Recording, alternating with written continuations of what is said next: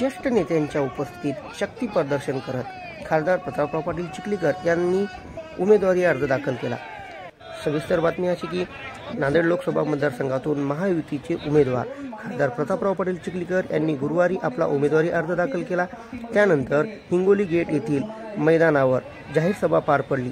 यावेळी व्यासपीठावर महाराष्ट्र राज्याचे उपमुख्यमंत्री देवेंद्र फडणवीस, केंद्रीय मंत्री भागवत कराड, माननीय अतुल सावे, माननीय चंद्रशेखर बावनकुळे, माननीय सुधाकर श्रंगारे, खासदार अशोकराव चव्हाण, खासदार डॉक्टर अजित गोपछेडे, आमदार बालाजी कल्याणकर, आमदार तुषार राठोड, आमदार राम पाटील रातोळीकर, आमदार राजेश पवार यांच्यासह अनेक नेते मंडळी, पदाधिकारी, कार्यकर्ते व हजारोच्या संख्येने नागरिक या सभेला उपस्थित होते। या प्रसंगी खासदार चिखलीकर म्हणाले, मला पक्षाने दुसऱ्यांदा लोकसभेची उमेदवारी दिल्याबद्दल पक्षाचे व नेत्यांचे जाहीर आभारही मानले।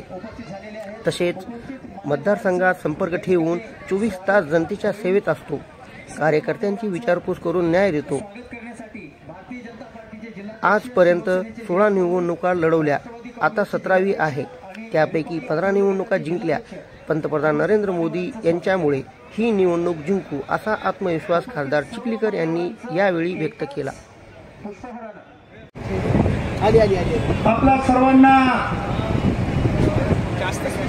आदरणीय फडणवीस साहेबांचं मार्गदर्शन ऐकायची मला जाणीव आहे। त्यांच्या आणि तुमच्यामध्ये आधीचा काळ मी उभा राहणार नाही, पण माझ्यासारख्या सामान्य कुटुंबातल्या कार्यकर्त्याला भारतीय जनता पक्षाने दुसऱ्यांदा लोकसभेची उमेदवारी दिली, त्याबद्दल आपल्या सर्वांच्या वतीनं या जगाचे नेते आदरणीय नरेंद्र मोदी साहेब,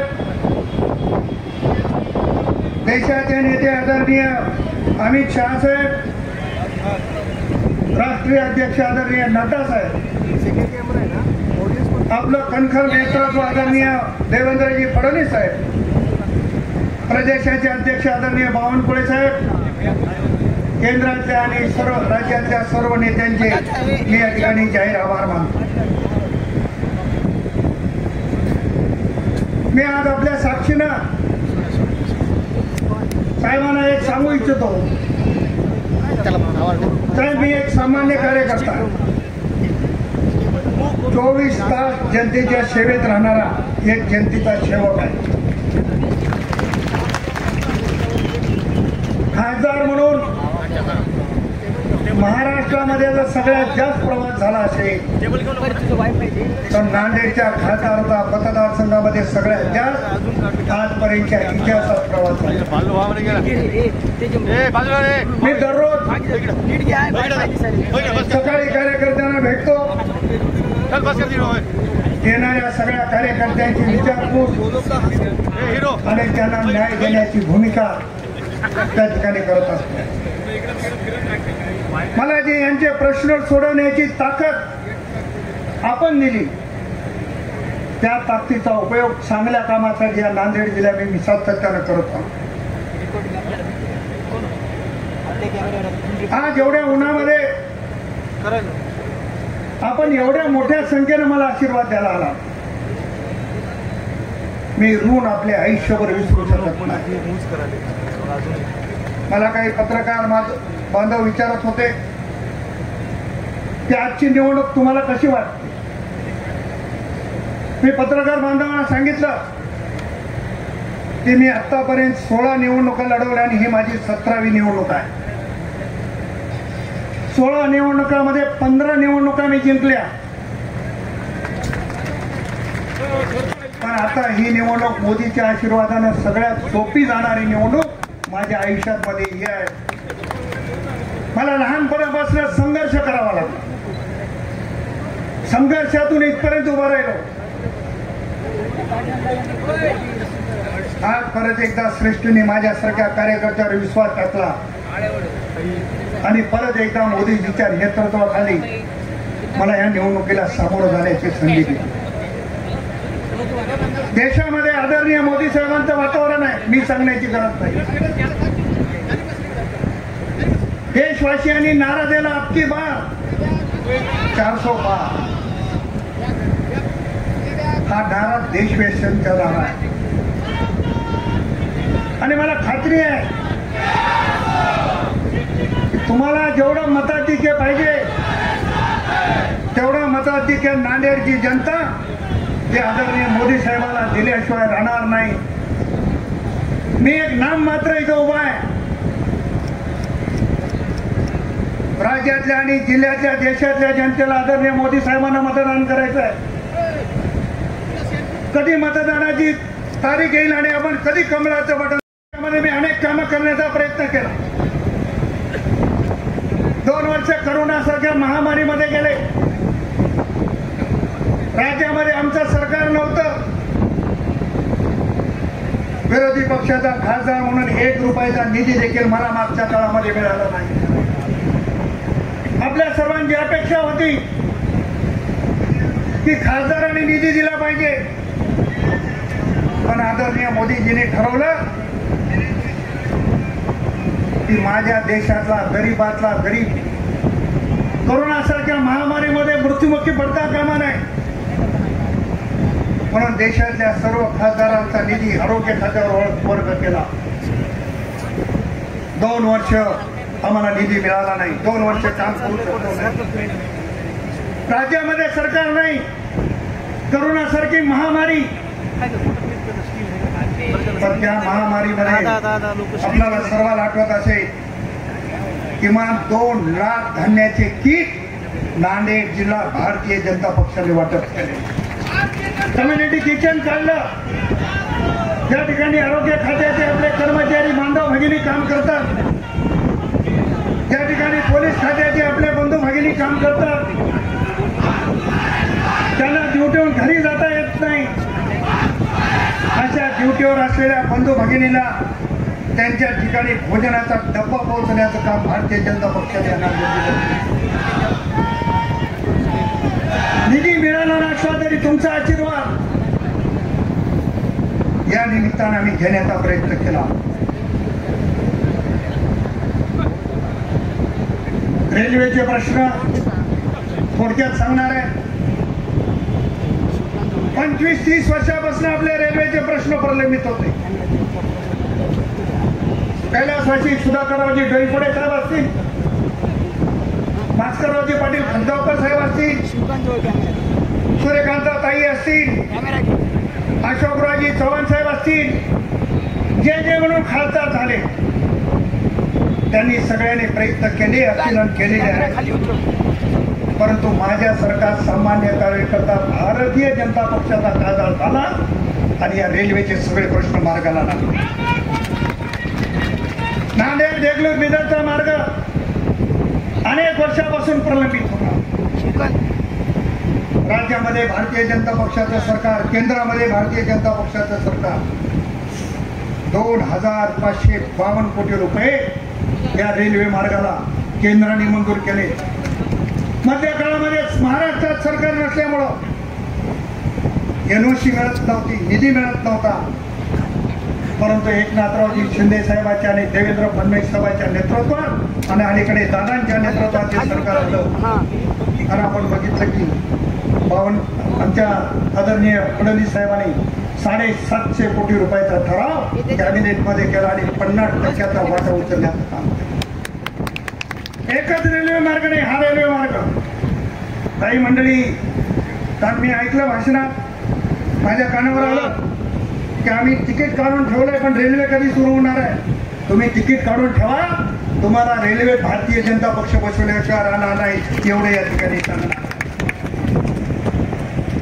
म्हणून नरसी मुख्य लातूरचा मार्ग असेल, नांदेड लोहा अहमदपूर लातूरचा मार्ग असेल, यासाठी केंद्रीय रेल्वे मंत्री आदरणीय अश्विनी वैष्णव साहेबांनी, आदरणीय राज्यमंत्री दानवे साहेबांनी आता याच्या पुढे सर्वे होणार नाही, अंतिम डीपीआर सादर करा अशा पद्धतीचे आदेश रेल्वे विभागाला दिलेले आहेत. येणाऱ्या काळामध्ये ते देखील रेल्वेचा मार्ग पूर्ण होणार.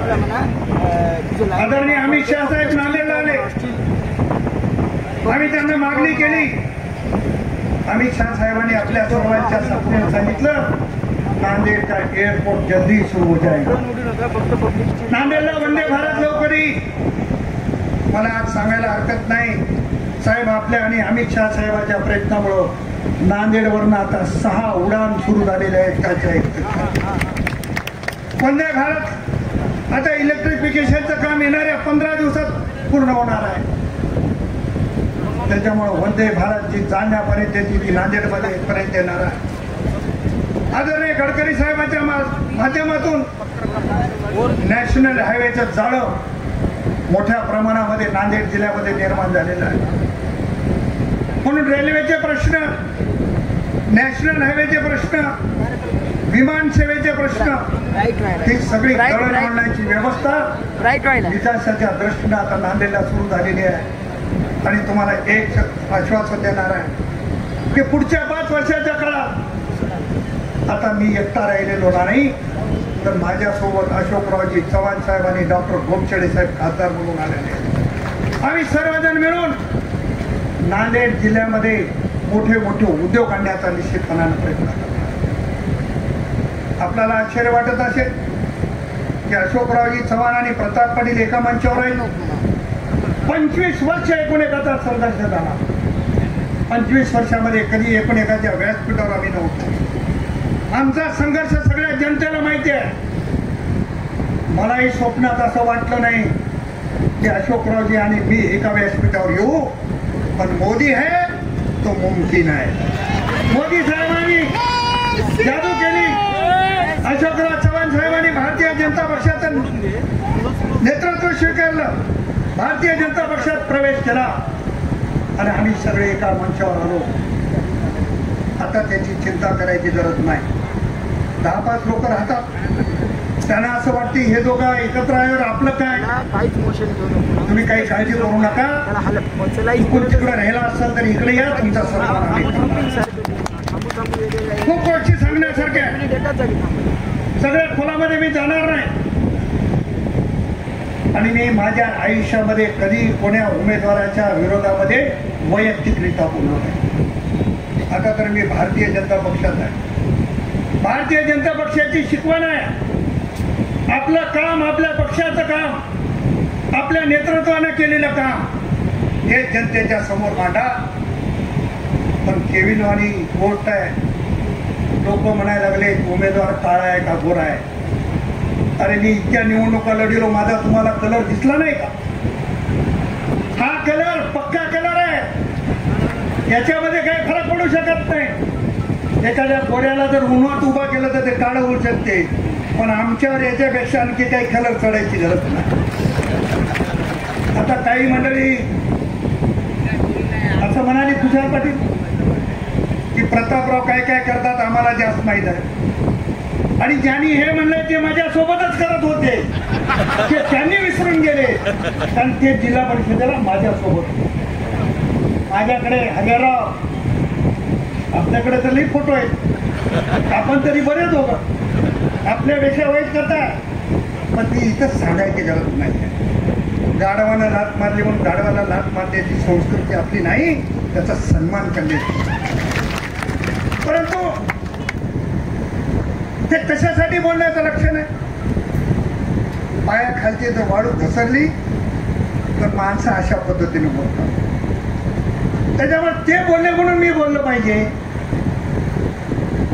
आता काही लोक सांगितलं की आमच्या तब्येतीचं कारण पुढे करतायत.